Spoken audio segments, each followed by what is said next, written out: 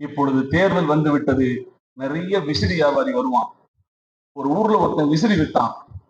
10 ரூபாய் ஓலை விசிறிய 100 வருஷம் உழைக்கும்னு சொல்லி வித்துக்கிட்டே போனான். ஓலை விசிறி 100 வருஷம் எப்படிதான் உழைக்கும்னு நம்மால் தெரியாம எல்லாரும் போய் பாய்ந்து பாய்ந்து வாங்கினான். விசிறி வித்துக்கிட்டே போயிட்டு இருந்தான். மன்னனுக்கு செய்தி வந்தது. மன்னா, நம் நாட்டுக்குள் ஒருவன் 10 ரூபாய் ஓலை விசிறி 100 ஆண்டு காலம் உழைக்கும் என்று சொல்லி எல்லோரையும் ஏமாற்றி விற்றுக் கொண்டிருக்கிறான். நம் மக்கள் ஏமாந்து கொண்டிருக்கிறார்கள் என்று ராஜாவுக்கு தகவல் போனது. உடனே ராஜா படை வீரர்களை அனுப்பி அவனை பிடித்து வா என்று சொன்னார். பிடித்து வந்து விசாரணை கூடத்திலே நிறுத்தினார்கள். மன்னன் கேட்டான், 10 ரூபாய் விசிறி 100 ஆண்டு காலம் உழைக்கும் என்று சொல்லி என் மக்களை ஏமாற்றி விற்பனை செய்கிறாயே, நீ தப்பில்லையா என்று கேட்டார். அவன் சொன்னான், ராஜா, சரக்கு ரொம்ப குறைவா இருக்கு, நீங்க 2 வாங்கிக்கிங்க, கிடைக்காது. நம்ம பொருள் ரொம்ப தரமான பொருள், 100 வருஷம் உழைக்கும் ராஜா, நல்ல பொருள் வாங்கிங்கன்னா. உடனே ராஜா பார்த்தாரு, என்னடா இவ்வளவு ஆணித்தரமாக சொல்கிறானே என்று சொல்லி 20 ரூபாயை கொடுத்து 2 விசிறியை வாங்கி வைத்துக் கொண்டார். வாங்கிட்டு ஒண்ணு சொன்னாரு, ஒரு நாள் முன்னாடி விசிறி கிழிஞ்சா கூட உன் தலையை வெட்டி போடுவான்டான்னு. நல்லா செய்யுங்க தலைவா, நம்ம பொருள் தரமானது அப்படின்னு சொல்லிட்டு போயிட்டான். ஒரு மன்னர் என்ன செய்தார், விசிறியை எடுத்து மூஞ்சிக்கு முன்னாடி ஆட்டினார். 2 முறை வீசினார். விசிறி கிழிந்து விட்டது.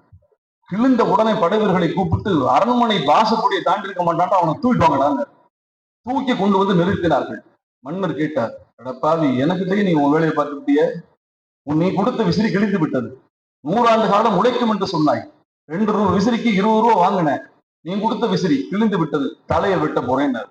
அவன் சொன்னா, ராஜா, நீங்க நல்லா தலையை வெட்டுங்க, எனக்கு பிரச்சனை இல்லை, ஆனா என் பொருள் ரொம்ப தரமான பொருள், அது எப்படி கிழிந்தது என்று எனக்கு புரியவில்லை. இதுவரையும் கம்ப்ளைண்டே வந்தது கிடையாது, முதல் கம்ப்ளைண்ட் உங்ககிட்ட தான் வந்திருக்கு, எப்படி என் விசிறியை பயன்படுத்தினீர்கள், கொஞ்சம் செய்து காட்ட முடியுமான்னு கேட்டான். உடனே அவர் சொன்னாரு, ஏண்டா பைத்தியக்காரா, விசிறியை ஆட்டுவதற்கு நான் வெளிநாட்டுல போய் படித்து விட்டு வரணும், எல்லோரையும் போல விசிறியை எடுத்து மூஞ்சிக்கு முன்னாடி ஆட்டினே, கிழிந்து போய்விட்டது, என்னடான்றதுன்னு கேட்டார். உடனே அவன் சொன்னான், ஐயோ ராஜா, தப்பு பண்ணிவிட்டீங்க, என் விசிறி தப்பு இல்ல, நீங்கள் என் விசிறியை பயன்படுத்திய விதம் தான் தப்பு. ஏன் விசிறியை நீங்க மூஞ்சிக்கு நேரம் எடுத்து இப்படி ஆட்டக்கூடாது, விசிறியை மூஞ்சிக்கு நேரம் பிடித்துக் கொண்டு நீங்கள் மூஞ்சியைத்தான் இப்படி ஆட்ட வேண்டும், நீங்கள் விசிறியை ஆட்டிய விதம் தான் தப்பு, நமக்கு சரக்கு எப்பவுமே சரியான சரக்கு அப்படின்னு சொன்னானா. இப்பொழுது தேர்தல் காலம். அமித்ஷான்னு ஒரு வியாபாரி, விசிறி வியாபாரி, எடப்பாடின்னு ஒரு விசிறி வியாபாரி, அதுல புதுசா சேர்ந்திருக்கிற டிடிவி தினகரன் ஒரு விசிறி வியாபாரி. ஆக விசிறி வியாபாரிகள் எல்லாம் ஒரு பக்கம் இருப்பார்கள், ஆனால் மக்களை நேசிக்கக்கூடிய விசுவாச தியாகிகள் எல்லாம் ஒரு பக்கம் இருக்கிறார்கள். நீங்கள் தீர்ப்பெழுதும் நேரம் வந்துவிட்டது. விசிறி வியாபாரிகளா, விசுவாசம் மிக்க தியாகிகளா என்பதுதான் கேள்வி. வாக்களியுங்கள் உதயசூரியனிலே. அண்ணன் OPS அவர்களை வணங்கி என்னுடைய நிறைவு செய்கிறேன். நன்றி, வணக்கம்.